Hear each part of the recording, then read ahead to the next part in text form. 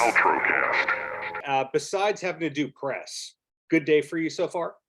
It's good. You know, with me, man, every day's a good day above ground. You know what I'm saying? It's like, I don't know if you know all of my history, but I've had some ups and downs and some crazy shit like everybody else has, but every day's a birthday. You know what I mean? Every day's a birthday. Is that a song lyric? Is that something that's coming out through SUPAFLY? It's gonna be on my Christmas album. Well, I mean, you're not slowing down at all because SUPAFLY is taking off, signed the deal with Deko Entertainment, great label. Spread Eagle's got shows going on. Not a lot of downtime for you in 2023 after, everyone took off a lot of time in 2020 and 2021. Right.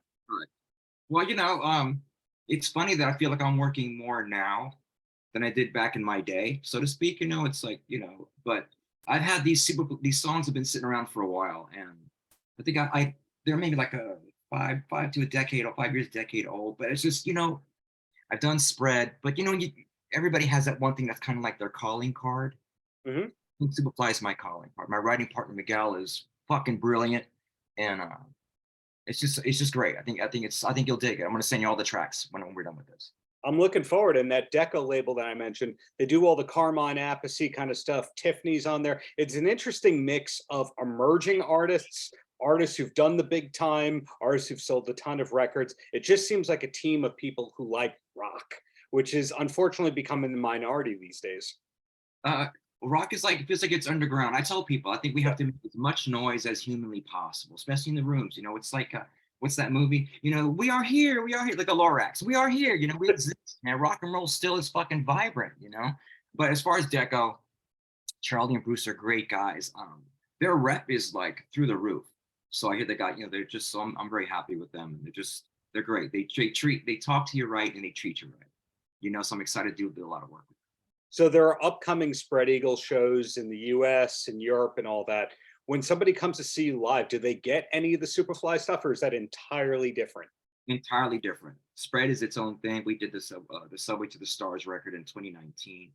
Because of COVID, we didn't get to tour it. That's everybody's story. So now we're pushing it and pushing it and pushing it. So I have no problem like starting off the set with a new song.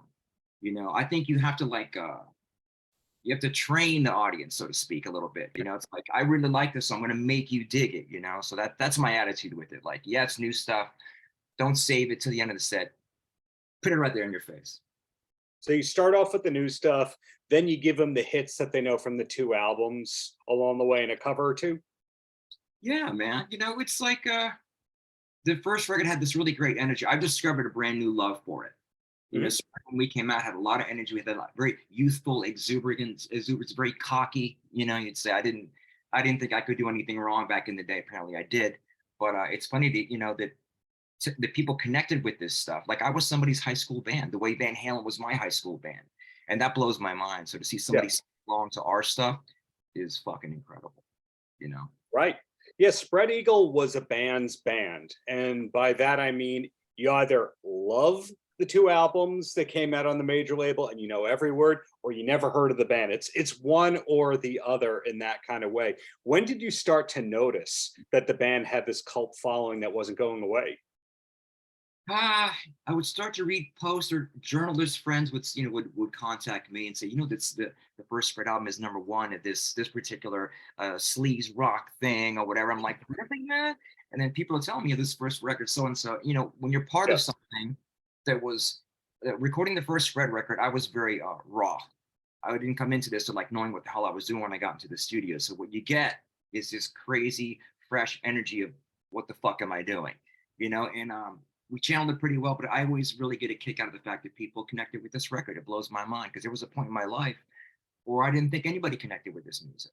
I walked away from it for a long time. So it's a real treat to be doing shows and see people singing along. Young kids singing along. That's a fucking mind blower. So it's, yeah. And anytime you're going to an artist concert these days who had the hits in the 80s and the 90s, you kind of look around and go, you weren't alive when this was happening. And you have to figure whether it was Napster, an older relative, sibling, something got covered on some soundtrack. How are you finding the people know about Spread Eagle, the younger people? let's always, the people bring their kids to the shows. You know, I always get a kick when I see like, you know, there was in Vegas, there was a couple of kids to the left, you know, they were young, but look at they were in a goth band or something, and they just came up, they were so complimentary, you know, but I don't know how it happens. I would think that people just do the right thing and pass it down. You Yeah. know, kids have so much access to different kinds of music nowadays.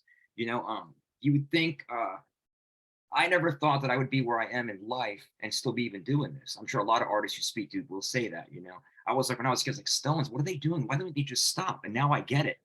I fucking get it. You know, it's like I feel some days I feel like I'm 16, some days I feel like I'm 25, some days I feel like I'm 100. But this thing is ingrained in my DNA, and I can't. Hey, you're not singing like you're 100. The videos that I've seen, I've not seen you live and in person yet, but you're still singing great. Why is that? Because I know that you exited the music industry for a while, and the music that you did between Spread Eagle breaking up and coming back, you weren't exactly doing the high register stuff. So the high register came back. Well, I've had to relearn the craft. You know, here's the thing. A year ago, I had a crisis of confidence. I was involved in some projects that did not work out. And I didn't think I had the passion to sing anymore or even sing this kind of music. You know, and I discovered that after a lot of talking to my bass player, Rob, is like, you know, you can do this, man. Let's just go, you know, be you. And I'm like, what does that mean? You know, then I don't know, it's just something just from doing it quite a few times, something just triggered, like the switch went off. You know, there's a vocal switch that connected me to my high end. I'm like, oh my fuck, I got it. I think I can do this. Yeah. So it's taken me a year to come back to feel where I feel like normal. You know, so I feel fearless. All those things that a singer's supposed to feel when he's out there. I'm enjoying it. I'm enjoying the music. I'm not thinking about singing, which is a fucking plus.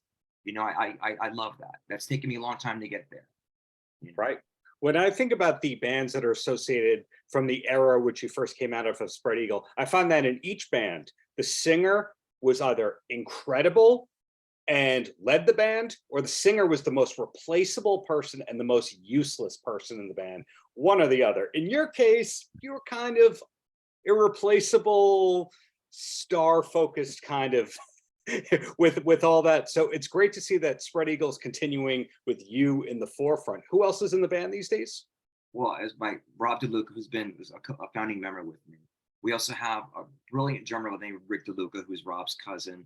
Rick DeLuca is, you know, of all the drummers that are out there, Rick to me is my Terry Bozzio. He's that good. He dances when he plays. He's the happiest playing his drums.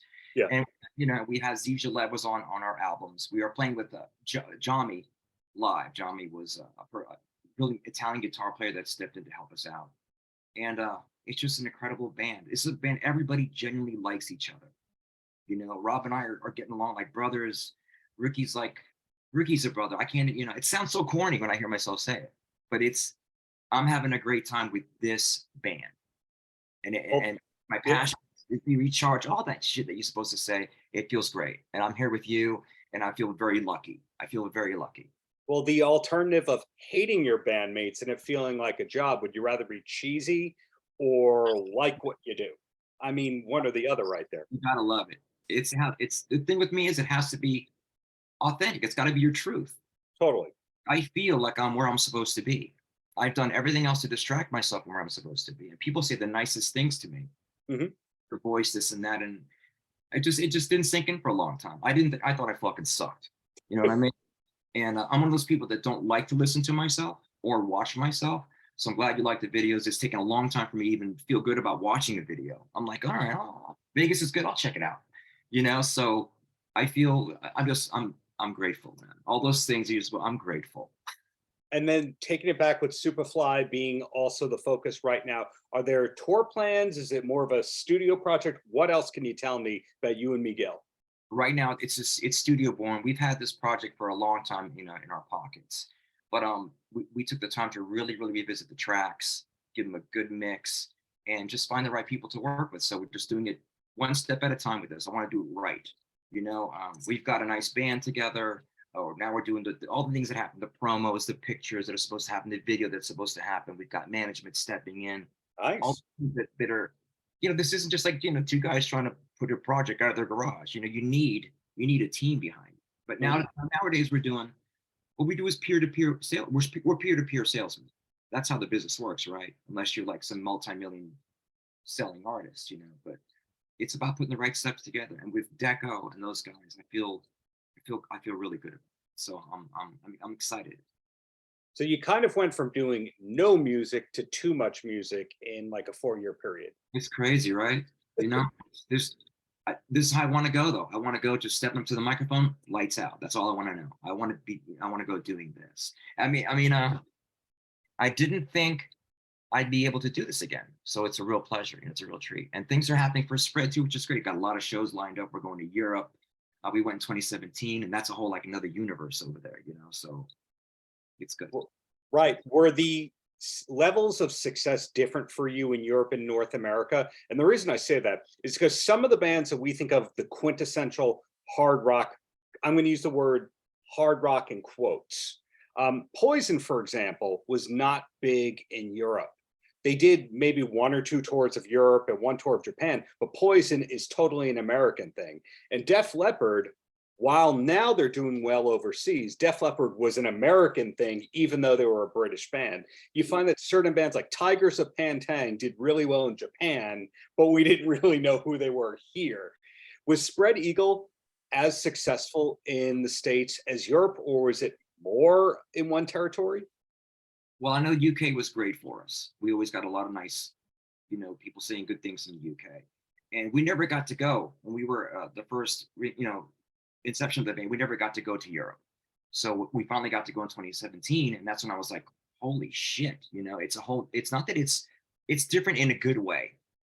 Both things, USA rocks and some parts, everything ebbs and flows. When you go to Europe, it's just like, it's super appreciative. And it's, for me, it's special, so to me, it's like a new experience. So whether we were successful over there or not, right now is what matters to me. And it feels great. It makes sense to you? That makes sense to me. So what I'm hearing is you're open to touring to new places if logistically it makes sense. Whatever there's a demand for this band, we'll find a way to make it happen. You'll find a pickup band if need be in Brazil. You know what I mean? Yeah, we'll find a way to make it happen. I love this thing. And it takes a lot of work to make it go. It's a lot of sweat, blood, sweat, and tears. And we've had to fight extra hard because we did go away for a long time. So I get a kick out of the people that come to see us that have never seen us before. Because it's always like, what the fuck, man? Who are you guys? Like, why didn't I know about you? I'm like, here's our stream, here's our webs, and it's different. I just get a kick out of it. It's a real charge. I knew we'd be talking about this today, and it just blows my mind. Well, last question I got for you before I let you go is, as a fan, what's the last concert that you went to? It was Greta Van Fleet.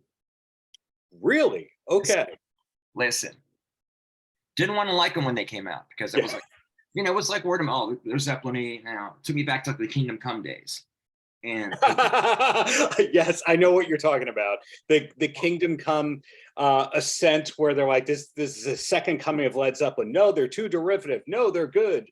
This is Kingdom Come Part 2. You're right. So I went to go see them live, and I went with my boy Brando and my girl Sue, and I was blown away.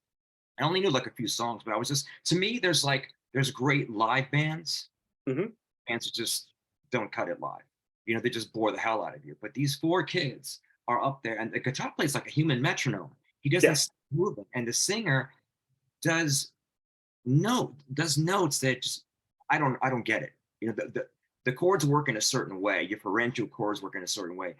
Josh seems to like send notes through the stratosphere effortlessly, but it's just the way they jam live. They keep you entertained. You know what I mean? They don't do tracks, as far as I know. And it was a great show, and it blew me away to the point where when I came around again, I was like, I have to go see Greta Van Fleet. And I saw them in a nicer venue. They seemed more grown up on stage, if you will. The stage show was just tight, and I was like, that's really fucking good. And if they're doing it that good, that gives me hope for like the future of this thing that we do. Because people like, they don't do that anymore. But there's kids out there doing it right. So I give them kudos, and that's really good. That's a good band to see live. Well, Ray, thank you for your time. Looking forward to what's to come, whether it's on the record, on the stage, whatever it is. Glad that you are back in full force. Thank you, man. It's a pleasure to be, and great to talk to you. This is, I hope I hope we get to talk many times over, man. Thank you very much. This is awesome. Paltrocast.